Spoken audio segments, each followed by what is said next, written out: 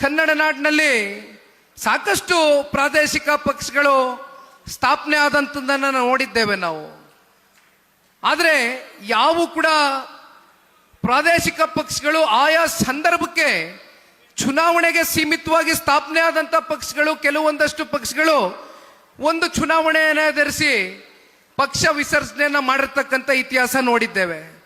ಮತ್ತೆ ಕೆಲವೊಂದಷ್ಟು ಪಕ್ಷಗಳು, ಒಂದಷ್ಟು ಜನ ನಾಯಕರುಗಳು ಎಲ್ಲೋ ಒಂದು ಕಡೆ ಅವರ ವೈಯಕ್ತಿಕ ಕಾರಣಗಳಿಂದ ಪಕ್ಷ ಹುಟ್ಟಾಕಿ ಚುನಾವಣೆಯನ್ನು ಎದುರಿಸದೆ ವಾಪಸ್ಸು ಹಿಂಪಡೆದಿರ್ತಕ್ಕಂಥದ್ದನ್ನು ಕೂಡ ನಾವು ನೋಡಿದ್ದೇವೆ.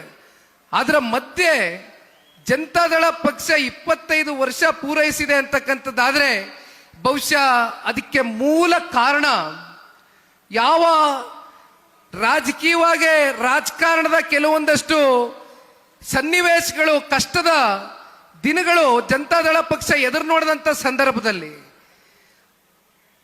ಅಂತ ಸಂದರ್ಭಗಳಲ್ಲಿ ಪಕ್ಷಕ್ಕೆ ಬೆನ್ತಟ್ಟಿ ಜನತಾದಳ ಪಕ್ಷದ ಪರವಾಗಿ ನಾವಿದ್ದೇವೆ, ದೇವೇಗೌಡರು ಸಾಹೇಬ್ರ ಹೋರಾಟಕ್ಕೆ ನಮ್ಮ ಬೆಂಬಲ ಇದೆ, ಕುಮಾರಣ್ಣ ಅವರ ನಾಯಕತ್ವಕ್ಕೆ ಮತ್ತಷ್ಟು ಶಕ್ತಿಯನ್ನು ತಂದುಕೊಡ್ತೇವೆ ಅಂತಕ್ಕಂಥ ಆತ್ಮವಿಶ್ವಾಸವನ್ನ ಹುಟ್ಟಿಸಿದಂಥದ್ದು ಮಂಡ್ಯ ಜಿಲ್ಲೆಯ ಎಲ್ಲ ನನ್ನ ಪುಣ್ಯಾತ್ಮ ತಂದೆ ತಾಯಿರನ್ನ ಇವತ್ತಿನ ದಿನ ನಾನು ಮತ್ತೊಮ್ಮೆ ಸ್ಮರಿಸಿಕೊಳ್ಳಿಕ್ಕೆ ಬಯಸ್ತೇನೆ.